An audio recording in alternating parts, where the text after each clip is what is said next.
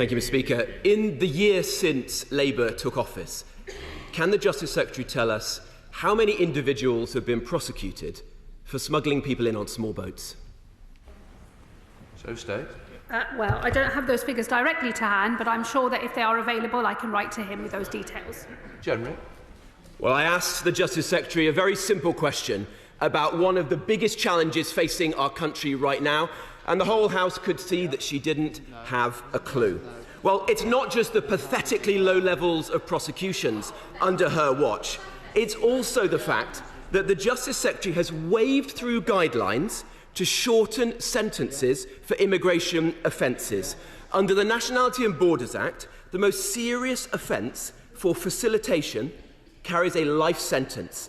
But she is watering it down to between 10 and 16 years.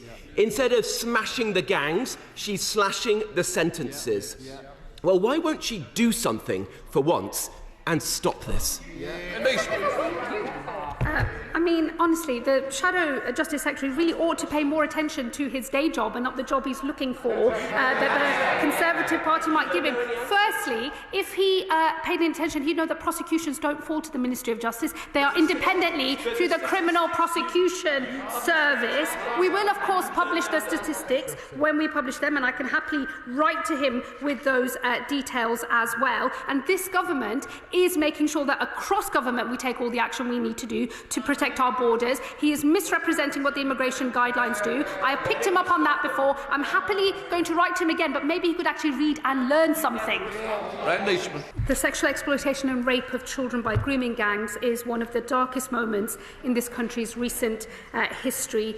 In the Crime and Policing Bill, Mr. Speaker, we've made grooming a statutory aggravating factor in the sentencing of child sexual offences, and we have accepted all of Baroness Case's recommendations, including changing the criminal law to ensure that adults who penetrate children under 16 are charged with rape. Well, I'm grateful for the Minister for that response. Thousands of children across the UK have been abused by grooming gangs, yet charities still warn of victim blaming by police and those in authority. We should be clear, the problem isn't children, it's those who prey on them. What is the government doing to ensure victims are properly supported and receive the justice they deserve? He raises an incredibly important point which was picked up by the Casey report, all of the recommendations of which have been accepted by the government, and no doubt the National Inquiry will be very cognisant of the issues that he raises. And of course, through the Criminal Justice Board, we will ensure, and I will ensure, that every part of the criminal justice system, from policing right through to prisons, probation and courts, is aware of how we deal with victims with fairness and with justice. Secretary of State Robert Jenrick. Thank you, Mr. Speaker. Suhail Jaffer raped a child. He received 42 months. Manzoor Akhtar raped a child. He was sentenced for 4.5 years. Ramin Bari was convicted of 4 rapes. He got just 9 years, just 2 years per rape. 2 years. These men were sentenced but not punished. Does the Justice Secretary think these sentences represent justice? And if she doesn't, like most people in this country, will she change the law so that rape gang perpetrators receive full life sentences?